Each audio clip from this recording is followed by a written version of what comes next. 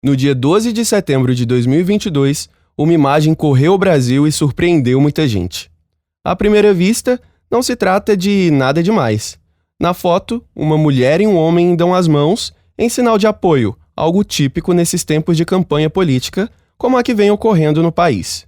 Seria algo banal se as figuras na foto não fossem Lula e Marina Silva. Pode ser? Pode começar, presidente. Bom dia a todos e a todos. Começava assim a coletiva de imprensa em que Marina Silva, ex-ministra do Meio Ambiente no governo petista quase 20 anos atrás, declarava apoio à candidatura de Lula nas eleições 2022. Quero cumprimentar aqui o presidente Lula, cumprimentar aqui nosso vice-presidente Geraldo Alckmin, o Aloysio Mercadante, que coordena o nosso programa de governo e preside a Fundação Perseu Abramo, cumprimentar também a companheira Janja, que está aqui, companheira Edinho, e cumprimentar muito carinhosamente a companheira Marina Silva, nossa ex-ministra de Meio Ambiente, que nos dá a alegria e a honra de estar nessa manhã conosco. Se por acaso você tivesse entrado em coma nos anos 2000 e acordado só agora, essa cena de Lula e Marina Silva juntos no tablado poderia até passar batido. Normal.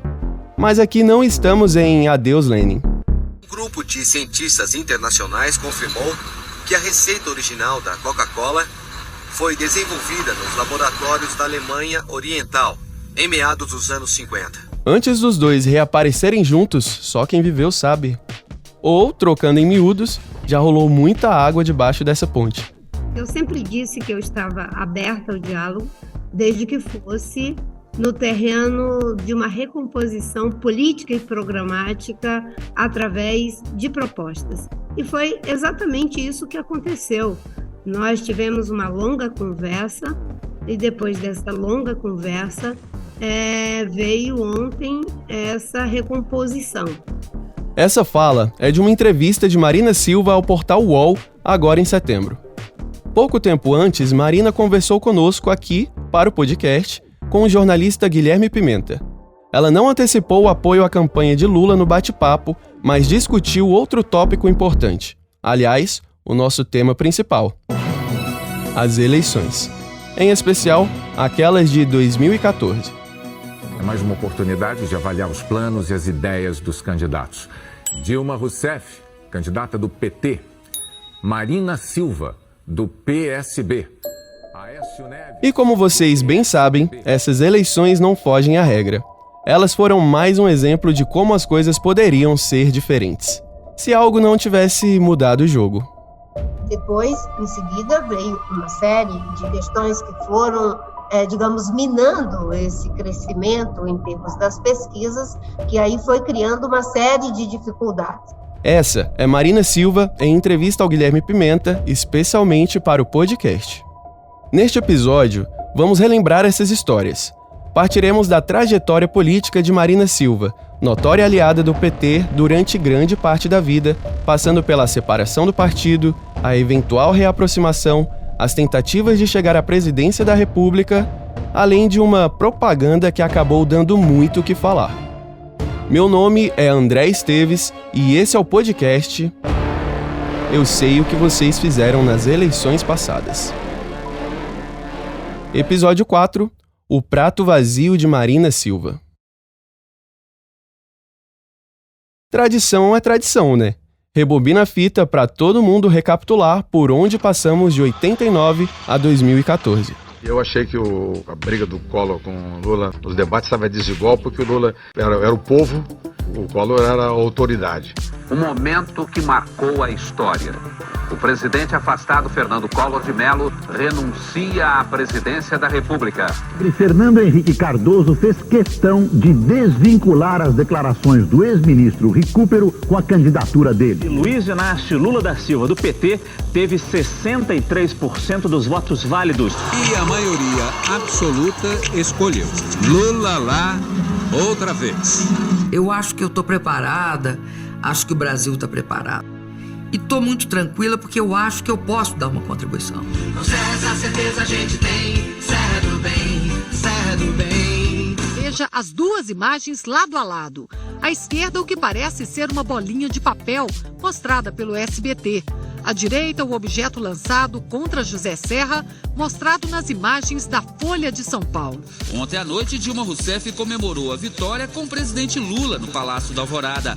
As imagens foram postadas pela assessoria da presidência no site YouTube, com o título Presidenta. A vitória de Dilma, após 8 anos de Lula na presidência, garantiu ao PT mais alguns anos no poder. Mas nesse primeiro governo de Rousseff, algo aconteceu. Algo que pavimentou o caminho para todo o resto. Essa eu acho que todo mundo lembra. O mês era junho, o ano 2013. No dia 2 de junho de 2013, foi anunciado o aumento de 20 centavos nas tarifas de transporte coletivo em São Paulo. O que começou como um ato local contra o aumento da passagem virou uma onda de revoltas que se espalhou pelo Brasil. A imagem do Brasil que despontava, aquele do Cristo Redentor voando que nem foguete na capa da The Economist, começava a ruir. Veio a famigerada Operação Lava Jato. Paulo Roberto Costa foi preso ontem à noite pela Polícia Federal no Rio de Janeiro. A ordem partiu do juiz Sérgio Moro, da Justiça Federal do Paraná, responsável pelo processo da Operação Lava Jato, que investiga um esquema de lavagem de dinheiro comandado pelo doleiro Alberto Youssef. Tinha até karaokê. E até uma música do Roberto Carlos, né? Amada amante, amada amante. Hora de dar play. Quer dizer, para todo mundo entender, vamos voltar mais um pouquinho. Ex-Porto Acre, outrora Puerto Alonso dos bolivianos. O Acre, ao contrário dos demais territórios irmãos, não se formou por cisparidade o desmembramento de regiões pertencentes a Estados-membros da Federação. Marina Silva nasceu em 1958 em Breu Velho, na zona rural de Rio Branco, capital do Acre. De família pobre, foi alfabetizada apenas aos 16 anos pelo programa Mobral. Trabalhou em um seringal, também como empregada doméstica, e cursou História na universidade. Na política, pelo Partido dos Trabalhadores, foi vereadora. Depois, deputada estadual, senadora. Como é que a senhora explica esse fenômeno? A senhora era analfabeta aos 16 anos e hoje é campeã de votos no seu estado. Como é que é isso na sua cabeça? Como é que a senhora explica esse sucesso? Marina Silva, em 1994, no programa Roda Viva.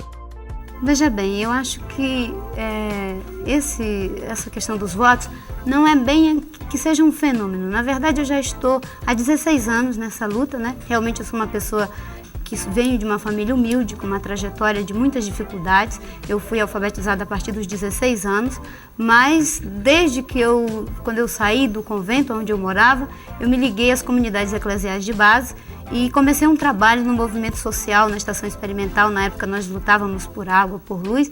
Quando eu entrei na faculdade, já em 81, eu me liguei ao movimento estudantil. Quando eu saí, já era professora, já estava no movimento sindical, rural e urbano. E é um projeto... No primeiro governo Lula, em 2003, virou ministra do Meio Ambiente. Depois de várias divergências, deixou o cargo em 2008, já depois da reeleição do presidente. Marina Silva assumiu o Ministério do Meio Ambiente em 2003. É reconhecida internacionalmente pela luta em defesa do meio ambiente. Desde que ingressou na esplanada dos ministérios, colecionou derrotas até chegar ao isolamento político. Na carta de demissão entregue ao presidente Luiz Inácio Lula da Silva, a ex-ministra deixa claro que saiu por causa das dificuldades que tem encontrado para implantar a agenda ambiental. Em 2010, Marina candidatou-se pela primeira vez à presidência. Eu sei que esse sonho é possível porque ele está no coração de todos. Daqui a 3 dias, cada um de nós vai ficar sozinho diante da urna, com seu sonho e sua consciência. Eu peço o voto do seu coração. Marina Silva, nessa época pelo Partido Verde, teve quase 20% dos votos, um surpreendente terceiro lugar na disputa. Em 2014, sem ainda ter conseguido o registro de seu novo partido, a Rede Sustentabilidade, que só viria em 2015, voltou à campanha presidencial, desta vez pelo PSB, como vice na chapa encabeçada por Eduardo Campos. Não vamos nos esquecer que havia ali um contexto de busca de alternativas por parte da sociedade brasileira, em que a Rede Sustentabilidade estava num processo de formação, eu cheguei a pontuar 26% das intenções de voto, mas, infelizmente, não tivemos o registro do partido. Nesse contexto, eu decido apoiar o Eduardo Campos, que à época estava com 4%. Fizemos ali uma parceria incrível do ponto de vista político, do ponto de vista programático. Então, veio a tragédia. Olá, daqui a pouco no Jornal Hoje, uma aeronave caiu hoje de manhã numa área residencial de Santos, no litoral de São Paulo, bateu num prédio e atingiu uma casa. O tempo está muito ruim e a gente já sabe que pelo menos 10 pessoas estão feridas. Voltamos agora com mais informações sobre a queda de uma aeronave no litoral de São Paulo, em Santos. O candidato à presidência da República, Eduardo Campos, do PSB, estava a bordo do jato que caiu hoje em Santos, no litoral de São Paulo. Eduardo Campos saiu do Rio de Janeiro no jato Cessna 560XL, prefixo PRAF, com a mulher e o filho, segundo a assessoria do candidato. Esse avião saiu do Rio de Janeiro e deveria pousar no Guarujá, cidade vizinha a Santos, onde o candidato tinha um compromisso durante a manhã. O avião caiu numa área residencial em Santos. Vamos direto a Brasília, porque Cristina Serra tem informações pra gente. Cristina. Sandra, a aeronáutica acaba de confirmar que 7 pessoas estavam a bordo do avião. As 7 pessoas morreram, entre elas o candidato do PSB à presidência da República, Eduardo Campos. Portanto, dessas 7 pessoas, 5 passageiros e 2 pilotos. As 7 pessoas estão mortas, segundo informações de fontes da aeronáutica. É uma tragédia nacional, porque é um candidato à presidência da República. É uma tragédia de vida, porque perdemos um cidadão com toda uma capacidade de ventos novos na política brasileira, não há dúvida nenhuma disso. Durante esses 10 meses de convivência, aprendi a respeitá-lo, a admirá-lo. Essa é Marina em 2010. Vamos escutar agora Marina Silva, em setembro de 2022, na entrevista concedida ao jornalista Guilherme Pimenta, aqui no podcast. Talvez a pior lembrança que eu tenho daquela campanha é, sem sombra de dúvidas, a perda do Eduardo Campos, porque é algo que não se tinha a menor chance de imaginar que pudesse acontecer. E, de repente, a gente que fez todo um esforço para construir um programa, para construir uma relação política, aonde, não é, a base era, de fato, um conjunto de propostas para que a gente pudesse avançar naquilo que deveria ser colocado como novos processos para o desenvolvimento econômico e social do Brasil, preservando as conquistas das políticas sociais do Partido dos Trabalhadores, preservando os ganhos que a gente tinha alcançado com o Plano Real do PSDB e encarando o desafio de preservar meio ambiente e, ao mesmo tempo, ter prosperidade e combate à desigualdade. E aí tivemos aquela tragédia e assumir uma campanha em que você não estava, digamos, colocado na cena política como titular, ainda mais numa situação traumática como aquela, foi muito difícil para o PSB, muito difícil para a rede e, particularmente, muito difícil para mim. Em meio ao luto, Marina assume a chapa eleitoral de Campos. Integrantes do PT e do PSDB dizem que a Marina, agora na disputa, preocupa, porque é a tendência de um segundo turno cada vez mais perto, né? E eles acreditam que esse sentimento de comoção que tomou o país depois da morte do Eduardo Campos vai refletir em votos para ela.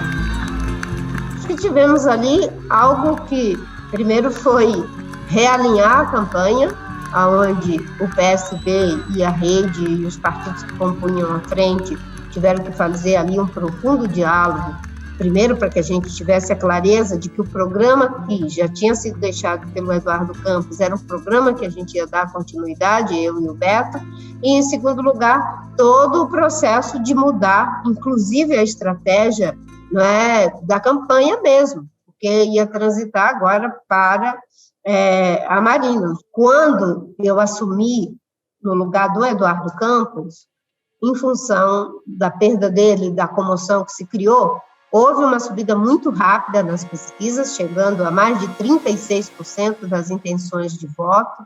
Começava uma nova etapa da campanha, com Marina tentando um lugar naquela disputa onde Dilma Rousseff, do PT, e Aécio Neves, do PSDB, já eram protagonistas.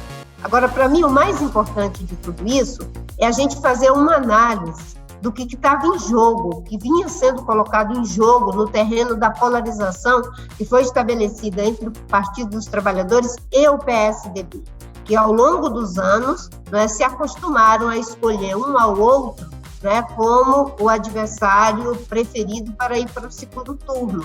Naquele contexto, né, foi uma sinalização forte da sociedade de que queria uma mudança no campo democrático. Isso já tinha sido dito em 2010, quando eu tive 19 milhões de votos. Foi dito em 2013, quando tivemos as grandes manifestações da sociedade civil clamando por mudança, e em 2014, a mesma coisa. Então, foram 3 sinais muito fortes que foram dados pela sociedade brasileira de que queriam uma alternância de poder, mas que ainda não era mais a velha polarização PT-PSDB. As pessoas estavam querendo uma alternativa, e uma alternativa no campo democrático. Eu fui criticada por,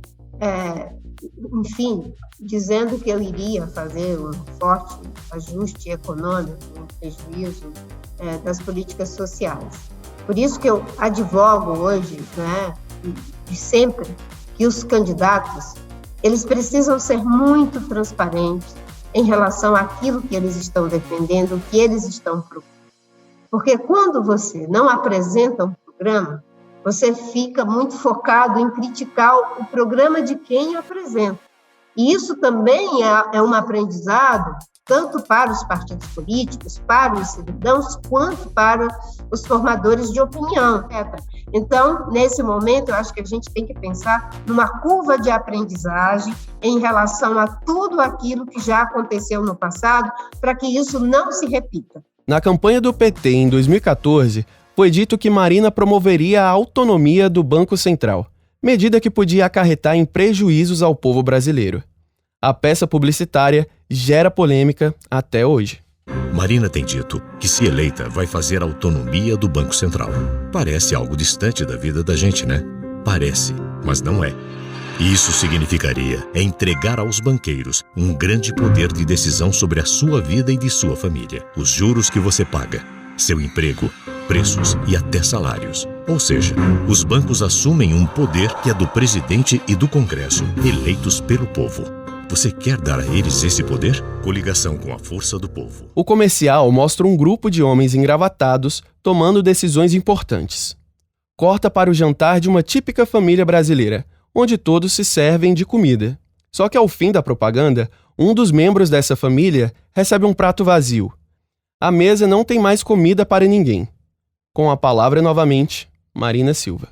A ideia de autonomia do Banco Central foi uma proposta defendida pelo Eduardo Campos, num diálogo que tivemos com vários economistas, inclusive o economista Marcos Lisboa apresentou essa ideia, e naquela oportunidade, tanto eu quanto o Eduardo Janetti e o próprio André Lara Rezende dizíamos que o Banco Central tinha que ser autônomo sim, mas que não precisava institucionalizar com uma lei essa autonomia, como tinha ocorrido na Argentina. No debate que tivemos no programa de governo, prevaleceu a ideia de institucionalização da autonomia do Banco Central, isso ficou no programa. Com a morte do Eduardo, o programa foi assumido na íntegra, porque tinha sido isso que havia sido pactado pela maioria, né, dos que estavam à frente da coordenação da campanha. Agora, era uma contradição quando as pessoas diziam que eu ia fazer a autonomia do Banco Central em prejuízo das políticas sociais. Não vamos nos esquecer que boa parte, né, dos elementos que serviram de base para a criação do programa Bolsa Família, eles foram sistematizados na Comissão de Combate à Pobreza, que foi uma proposta minha, quando eu era senadora, com base num projeto de criar um fundo de combate à pobreza do senador Antônio Carlos Magalhães, uma pessoa que vinha da realidade que eu eu venho, né, de ter passado muita privação, fome mesmo, jamais iria fazer isso. Então, um pouco de olhar para essa biografia, para o trabalho que eu fiz no Senado, com certeza ajudaria a dirimir, né, as acusações que foram feitas. O economista Leonardo Ribeiro explica um pouco essa questão de autonomia do Banco Central, também em entrevista a Guilherme Pimenta. Esse argumento ele não se encontra no vazio, né? Existe uma literatura que toca nesse tema, que explora esse assunto, quer dizer, tenta correlacionar a independência do Banco Central com desigualdade, né? Os pesquisadores do Banco Mundial divulgaram recentemente um estudo nesse sentido, apontando aí 3 aspectos, né, que poderiam que estão aí que devem ser discutidos nessa questão da autonomia. Por exemplo, a independência do Banco Central limita o alcance da política fiscal, limitando a capacidade do governo de distribuir recursos. Essa autonomia também incentiva a desregulamentação dos mercados financeiros, beneficiando, né, grupos que estão ali mais atuantes nesse mercado, inflando valores dos ativos negociados. E um terceiro aspecto que a autonomia do Banco Central indiretamente promove políticas que podem enfraquecer aí o poder de negociação dos trabalhadores com o objetivo de conter pressões inflacionárias. O Banco Central no Brasil passou a ser, digamos assim, autônomo após a aprovação da Lei Complementar 179, que foi aprovada em 2021, logo no início da atividade legislativa, né? Essa lei, ela assegura para o presidente do Banco Central e para os diretores um mandato fixo, né? Ou seja, o chefe do Poder Executivo, até mesmo o Congresso Nacional, ficam limitados a interferir na política monetária na medida em que a direção do banco ela tem um mandato fixo, né? Isso aí é um atributo de autonomia, digamos assim. Segundo matéria do El País, de setembro de 2014, pesquisas Datafolha apontam que 22% dos eleitores não votariam na candidata do PSDB de jeito nenhum. Em agosto, esse percentual era de 11%. A controvérsia em relação à propaganda não ficou restrita às eleições de 2014. Marina Silva disse para o portal UOL que quem inventou as fake news no Brasil foram Dilma Rousseff e João Santana. Entrevista do publicitário e ex-marqueteiro do PT, João Santana, ao Roda Viva, em 2020. Eu estava certo a fazer aquilo. Eu faria de novo. Se é uma coisa que eu faria de novo, faria porque não é fake news, é debate de ideias. É jogo metafórico, exagero de retórica, mas plenamente justificado numa contenda política. Campanha política é isso também. Agora, só para concluir, Vera, porque a acusação mais grave e mentirosa de Marina é dizer que eu na internet, ela criou uma pós-verdade. E depois dizer que a campanha dela se destruiu por causa de um comercial. Pelo amor de Deus, que campanha é essa? Que candidatura é essa que um comercial destrói? Em 2016, no âmbito da Lava Jato, João Santana foi preso e solto meses depois. Recentemente, foi marqueteiro da campanha de Ciro Gomes à presidência. Mais uma vez, vamos com Marina Silva.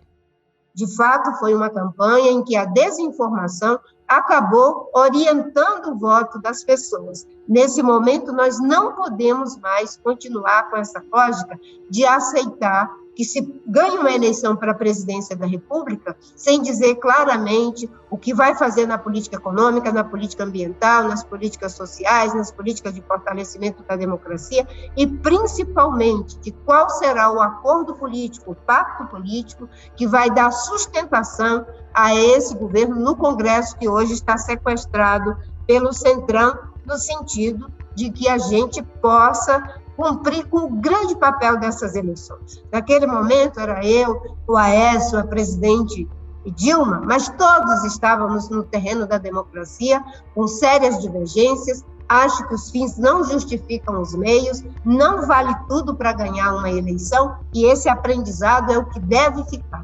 Marina Silva obteve quase 22% de votos no primeiro turno de 2014, aproximadamente 22 milhões de pessoas. Com quase 100% das urnas apuradas, a candidata do PT à reeleição, Dilma Rousseff, está com 41,59% dos votos e vai para o segundo turno com o candidato tucano, o senador Aécio Neves, que tem 33,55% dos votos. A candidata do PSB, Marina Silva, ficou em terceiro lugar com 21,32% dos votos. Dilma levou de novo. A presidente Dilma Rousseff venceu em 15 estados, enquanto Aécio Neves foi vitorioso em 11, além do Distrito Federal. Vamos ver agora como ficou o mapa da votação. Marina Silva continua sua trajetória na política. Tentou novamente ser presidente em 2018, mas não chegou ao segundo turno. No domingo, 2 de outubro de 2022, foi eleita deputada federal pelo estado de São Paulo. Ela continuou reafirmando seu apoio a Lula no segundo turno das eleições, mostrando que, na política, algumas mágoas podem sim serem perdoadas em nome de algo maior. E o presidente dá aqui a sua despedida final. Gente, chega por hoje. Obrigado, pessoal. No próximo episódio, a facada. Eu tive a minha vida completamente alterada em 9 de setembro de 2018. A gente vive até uma história viva do acontecimento. A gente não espera estar num lugar desse aí. Eu estava acompanhando o deslocamento do presidente, até então candidato à presidência da República, quando, em dado momento, houve o atentado ao presidente. Até semana que vem. Meu nome é André Esteves. Apuraram este podcast, uma produção do Metrópolis, os repórteres Alexandre Aragão, Evandro Éboli e Guilherme Pimenta. Arthur Erdi roteirizou o episódio, Gabriel Foster criou a sonoplastia, captou o áudio e montou o programa.